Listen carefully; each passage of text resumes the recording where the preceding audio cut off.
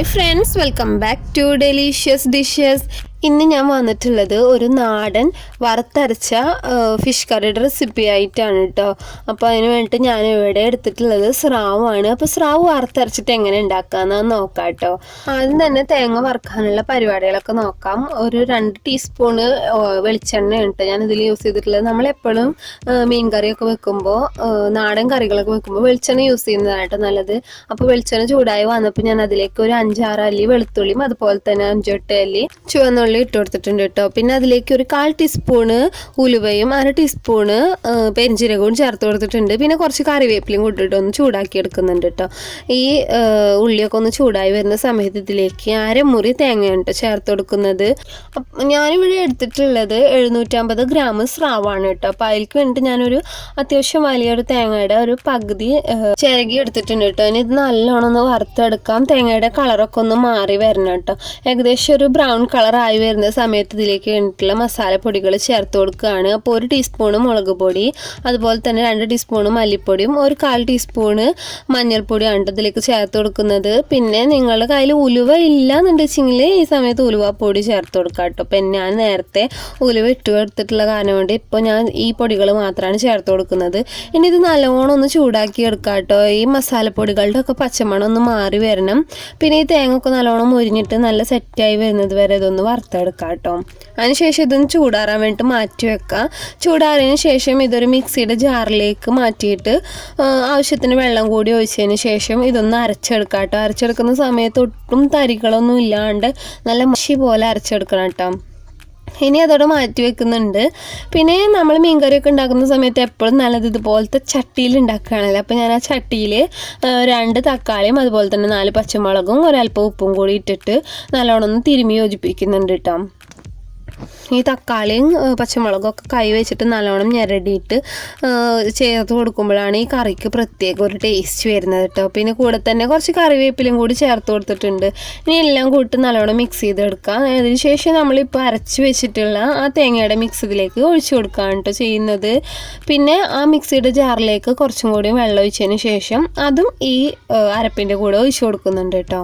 കൂടെ തന്നെ കുറച്ച് പച്ചവെള്ളം കൂടി ഒഴിച്ച് കൊടുക്കുന്നുണ്ട് കേട്ടോ. അപ്പം ഞാൻ ഈ പച്ചവെള്ളം ഒഴിക്കുന്നത് ഞാൻ ഇതിലേക്ക് പുളിക്ക് വേണ്ടിയിട്ട് മാങ്ങ ആയിട്ട് യൂസ് ചെയ്യുന്നത്. അതുകൊണ്ടാണ് ഈ പച്ചവെള്ളം ഒഴിക്കുന്നത്. നിങ്ങളുടെ കയ്യിൽ വാളംപുളിയാണ് അതല്ല കുടംപുളിയാണ് ഉള്ളതെന്ന് വെച്ചെങ്കിൽ അത് കുതിർത്തതിന് ശേഷം അതിൻ്റെ വെള്ളം ഒഴിച്ച് കൊടുത്താലും മതിയാവും കേട്ടോ. അപ്പം ഞാൻ മാങ്ങയും ഈ സമയത്ത് തന്നെയാണ് ചേർത്ത് കൊടുക്കേണ്ടത്. എൻ്റെ കയ്യിലുള്ള മാങ്ങ പെട്ടെന്ന് ഉടഞ്ഞു പോകുന്നതാണ്. അതുകൊണ്ടാണ് കേട്ടോ ഞാൻ ഇതിലേക്ക് ഈ സമയത്ത് മാങ്ങ ചേർത്ത് കൊടുക്കാത്തത്.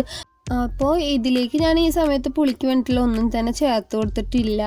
ഇനി ഇതിലേക്ക് കുറച്ച് നേരം കഴിഞ്ഞിട്ട് കറിയൊക്കെ ഒന്ന് തിളച്ച് വറ്റി തുടങ്ങുന്ന സമയത്താണ് കേട്ടോ ഞാൻ മാങ്ങ ചേർത്ത് കൊടുക്കുന്നത്.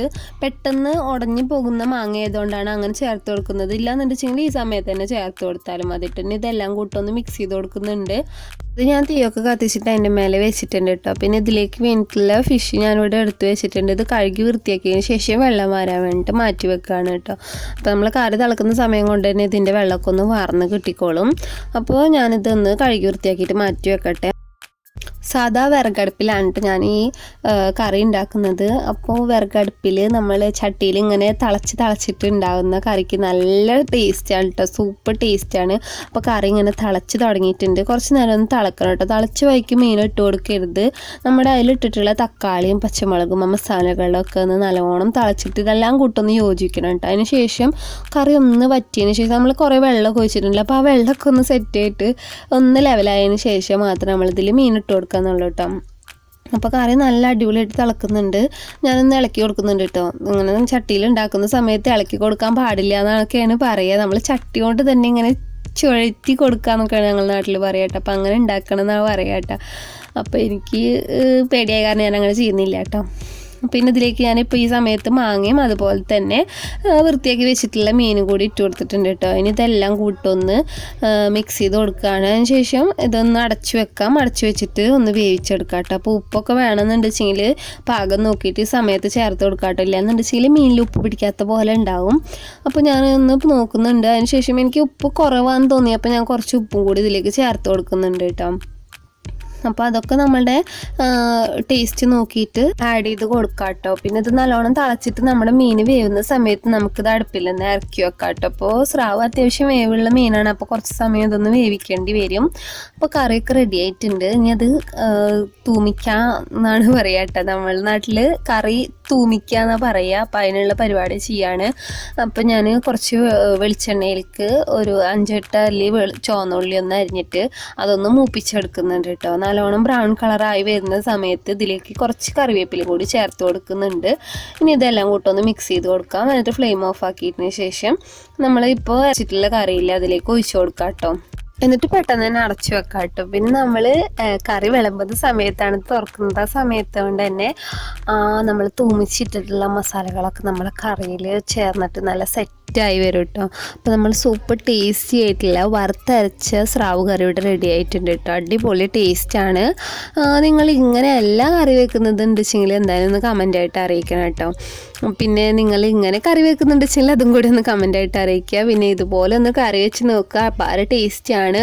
എല്ലാവരും ഒന്ന് ട്രൈ ചെയ്ത് നോക്കിയ ശേഷം നിങ്ങളുടെ അഭിപ്രായങ്ങളൊക്കെ ഒന്ന് കമൻ്റായിട്ട് അറിയിക്കുക. അതുപോലെ തന്നെ ഈ വീഡിയോ ഇഷ്ടമായിട്ടുണ്ടെങ്കിൽ ലൈക്ക് ചെയ്യാനും ഷെയർ ചെയ്യാനും മറക്കരുത് കേട്ടോ.